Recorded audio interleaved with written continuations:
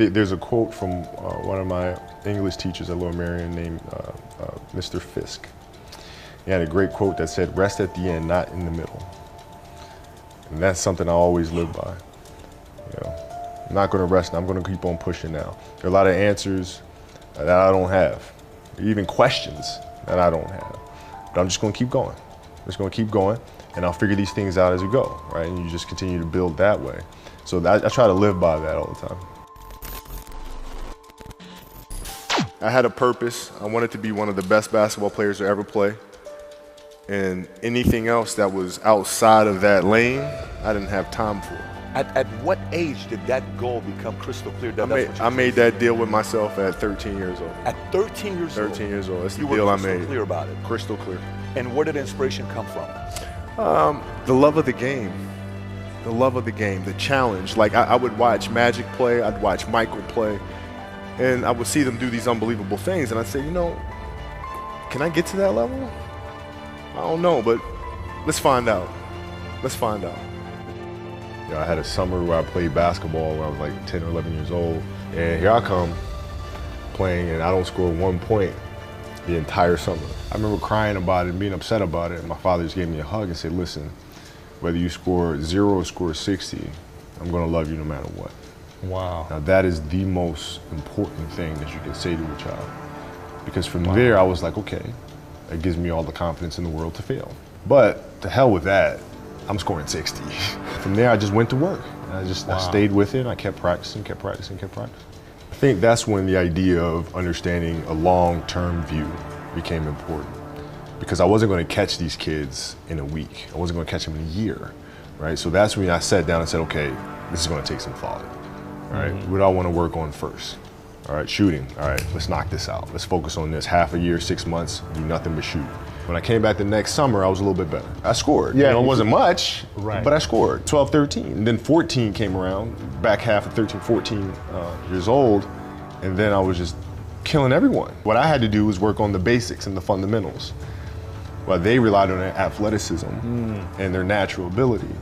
And because I stick to the fundamentals, it just caught up to them. And then my body, my knees stopped hurting, I grew into my frame, and then it was game over. Wow. Now, were you always competitive from the day you were born? You were super competitive? Competitive with things that I participate in. So I'll put it to you this way. So basketball for me was the most important thing. So everything I saw, whether it was TV shows, whether it was books I read, people I talked to, everything was done to try to learn how to become a better basketball player. Everything. And so when you have that point of view, then literally the world becomes your library to help you to become better at your craft. So at 13 years old, I had a kill list. And so, they used to do these rankings. It was Street and Smith basketball rankings. And I was nowhere to be found because I was like 6'4", scrawny, like 160 pounds soaking wet. So I was like 57 on the list. And so I will look at 56, 55, all the way up to number 1, who these players are. I got to hunt them down, right? And so that became my mission in high school, is to check off every other person, all those 56 other names, hunt them down and knock them down. So I would size you up and see what your strengths and weaknesses are. How do you approach the game? Are you silly about it? Are you goofy about it? Are you good at it just because you're bigger and stronger than everybody else? Right? Or is there actually thought and skill that you put into it? Right? And when I'd play to my weaknesses. I always work on the things during those games that I was weak at. Left hand, pull-up jump shot, post game. Right? So I have a strategy. Yeah. What was really your work ethic like, and for how long did you stay disciplined? I mean, every day. I mean, since 20 years. It was an everyday process, and trying to figure out strengths and weaknesses. For example, jumping ability. Man, my vertical was a 40, it wasn't a 46 or a 45. My hands are big, but they're not massive. Right? So you got to figure out ways to strengthen them so your hands are strong enough to be able to palm a ball and do the things that you need to do. Quickness, I was quick, but not insanely quick. I was fast, but not ridiculously fast. Right? So I had to rely on skill a lot more. I had to rely on angles a lot more. I had to study the game a lot more. And but I enjoyed it though. So like from the time I can remember when I started watching the game, I studied the game, and it just never changed. What does losing feel like to you? It's exciting because it means you have different ways to get better. There's certain things that you can figure out that you can take advantage of, right? Certain weaknesses that were exposed that you need to shore up. But the hardest thing is to face that stuff. You got to look at the reality of the situation. You know, like for me, it's not, you know, you kind of got to get over yourself, right? And then after that, it's okay, well, why did those air balls happen? Got it. I didn't have the legs. So I look at it with rationale and say, okay, well, the reason why I shot air balls is because my legs aren't there. I go, well, next year they'll be there, right? I got to get stronger. You have to do the hard stuff and watch that game and study that game to not make those mistakes over and over again. You got to deal with it. Face it. Got to deal with it. Face it, learn from it. It sucks to lose. Right. You don't want to have that feeling again, do you? Right? So you got to really study it, face it. And not to say you'll win the next time you face it, but at least you'll give yourself a better chance. Yeah.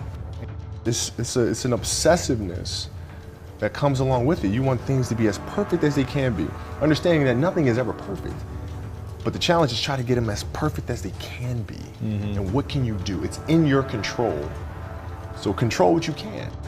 I don't know if that's what you call the Mamba mindset, but how did you develop that? And when did it start? It started in middle school and high school. Because a lot of the kids that I was playing against were inner city kids. And so they're looking at me as if, okay, this kid's soft. They felt like they could try to be physical or try to intimidate me and do all this other stuff, which they couldn't. Right? You're trying to attack me, how am I going to attack you? How can I mentally figure out ways to break you down? How can I show you that, no, I have the edge? And what would you do to mentally break people down then? One of the things I would do is while everybody would be at the cafeteria work, you know, eating and doing all sort of stuff, I'd just go back to the gym. And so that was my way of showing them, you're not going to outwork me. Wow. I see a lot of players take vacations with other players that are close friends. And we'll just take vacations just to take vacations or just hang out just to hang out. Like I never did that. But it was a Why not choice. though? Why didn't you do that? Well, because when I retire, I didn't want to have to say, I wish I would have done more. I don't want that. I played games with the flu. I played games with 102-degree fever, man. And we had a game against Toronto in 2000. And Vince was tearing the league up. My back was jacked. So I would be in the layup line like, okay, there's a lot of days where, you know, you can rest and recover. Today ain't one of them. Your back can bother you any other day. That ain't bothering me today. He gonna have to see me today. You're playing against the Golden State Warriors. You're about to take your shot, and then all of a sudden, boom, Achilles happens. Friend of mine, Nima, he says, I have no clue how the hell this guy did it. He went and hit the free throws, and then you walked off the stage. How the hell do you tolerate that kind of pain? You know, I use this. I tell this example, and I think this is the best way to explain it. You know, you have a hamstring injury, you pull your hamstring really, really badly. You're at home, all of a sudden a fire breaks out in the home. I'm willing to bet that you're going to forget about your hamstring. You're going to sprint upstairs. You're going to grab your kids. You're going to make sure your wife's good. You're getting out of that house, right? And the reason is because the lives of your family are more important than the injury of your hamstring. And so when the game is more important than the injury itself, you don't feel that injury. Not at that time. So you go to the locker room. Then one of the reporters says, but if anyone is going to get through this, it's probably you, right? You put your head down and you say, oh man, right? And you have tears in your eyes. Yeah. What were you thinking in that moment with all that pressure? I was thinking like, I don't know if I can do this. I don't know. There's so many factors. There's the surgery that has to take place. The surgery has to go well. And then thinking about what that process of recovery is going to look like. It's a long one. Do I want to do that? I don't know if I want to do it. I don't know. You don't know if you want to do it, or you don't know if you are going to be able to come back from it. Both. Oh, like, both I don't know if I can do it. I don't know if I want to do it. Got it. when I went in the trainer's room, my kids are in there, and they're looking at you and stuff, and I'm looking at them, and I'm like, it's all right, Dad's gonna be all right. As a parent, you gotta set the example. You gotta set the example. This is another obstacle. This obstacle cannot define me. It's not gonna cripple me. It's not gonna be responsible for me stepping away for the game that I love. I'm gonna step away on my own terms.